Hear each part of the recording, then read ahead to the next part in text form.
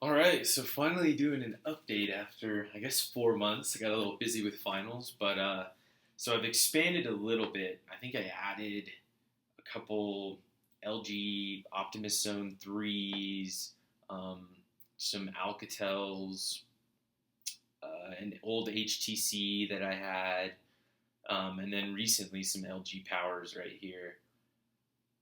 So the big difference, I guess, now I'm up to 56 phones, and then I have 9 Kindle Fires, and then 5 HP streams for a total of 70 devices.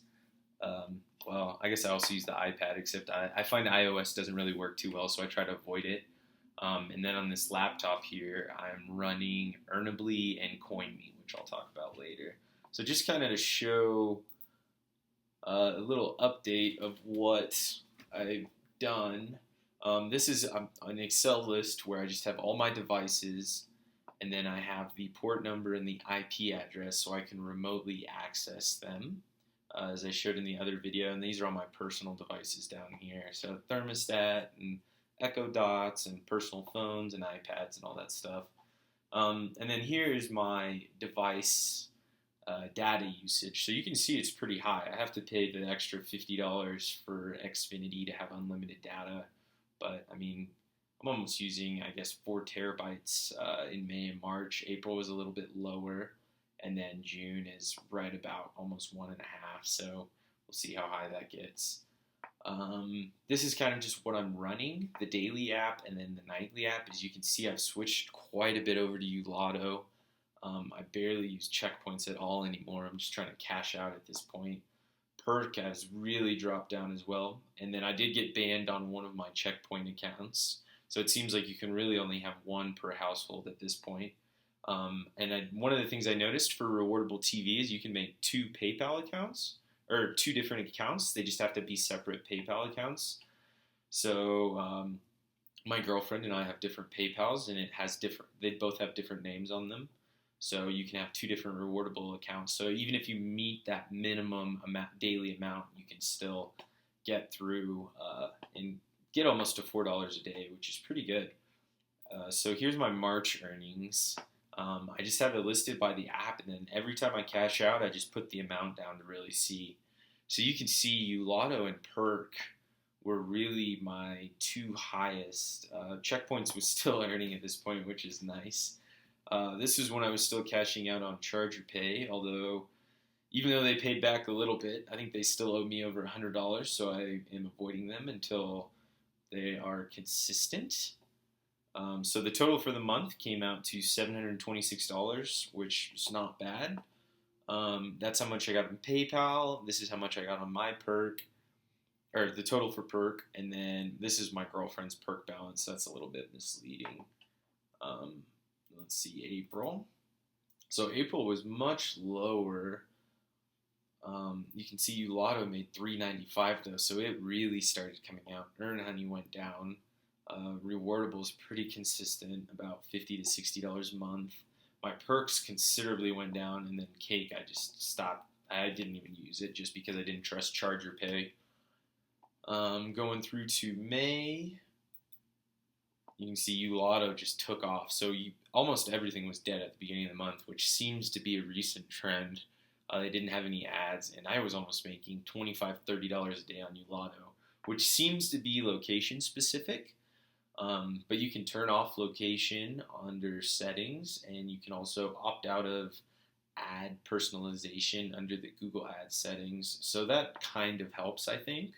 But you can see even Rewardable took up here. So this was just a great month. Earn Honey for me is always consistent, $60 to $80. Perk, it just slowly dropped off. And then I started using some online browser based. So I used Go2Win, which I hated. They have really high PayPal fees, and I thought the system was dumb. AdFun, which I use for my older phones that can't really run anything else. They seem to be able to run AdFun. And then CoinMe was really working for my my PC that I kind of have as my media server that I connect to. Still had Charger Pay. They actually paid out this $15, so that's why I wrote it down. But they still owe me over $100, so I'm not running it at all. And then Cross Media Panel is just one of those things that runs in the background. So you can see I was up to 858 with a daily average of $27, which was pretty great. No complaints here, especially for my PayPal right there. So that, which is always nice when it's not just gift card money, because you use it to pay bills and whatnot. And here's June so far. So June has been pretty slow. I'm up to 167 through 12 days. So we'll see how that goes. Ulada's still taking the lead. Earn Honey's been pretty slow with me, although they recently just made everything green again on the panel, so we'll see how that goes. And that's about it. And just, I got a lot of questions about devices. So this is my router, the USG Ubiquity, and it's $105. I have not had a single issue. I used to have a Netgear Nighthawk that was almost $300 router.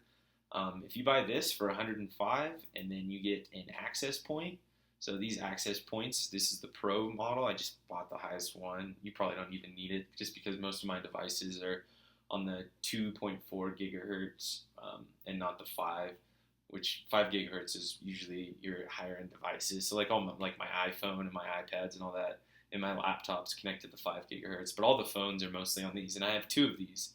And I just load balance, so with 70 farming devices, 35 on each one, and I do not have any network issues, drops, just have the casual update, I guess, with the router software, and that's about it. And then I'm uploading this Excel to a Google Drive so you guys can view it and kind of comb through it and see what you want and don't want. You can download it and copy it. I just copy the months over, so sometimes it says 31 if there are only 30 days in the month. You can just I usually just remove the row, but I'm not crazy. When it comes to that, I just copy it over and don't mind it, even though it does affect the daily average. And that's about it. So that's kind of the farm. Let's see if I can bring this picture up again.